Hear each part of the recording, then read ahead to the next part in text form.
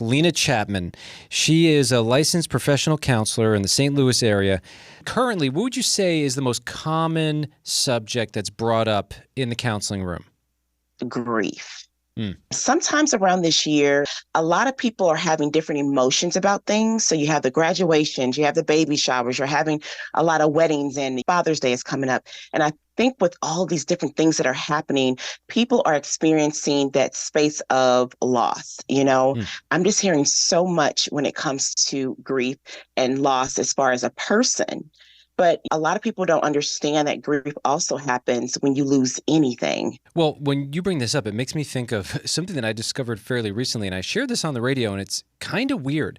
But I noticed I was actually grieving the weekending, like the work week, because I love my job so much and it's fun.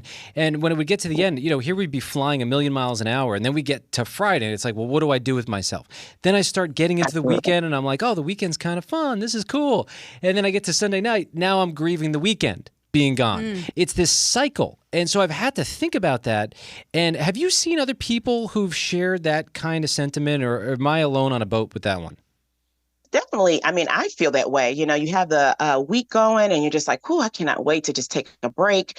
And then the weekend comes, you're relaxed, the weather's nice, you're enjoying your family, things like that. And you're like, man, it feels like the weekend I went to sleep and then now it's Sunday night and I'm preparing for the work week. So absolutely, you definitely can grieve the weekend, grieve your freedom in a sense of just being able to do what you want and relax. So yes, that is a form of grief. So when somebody brings something like that to you, and maybe they can't quite put their finger on what it is that they're feeling, but they know that something's a little off, what do you advise them to do? One of the things that we have to do is understand that emotions are tied to grief and you have to face them. Mm. What is actually happening? So maybe I am sad, maybe I am angry, maybe I am, resentful, whatever that is. So making sure that you actually express and acknowledge how you feel.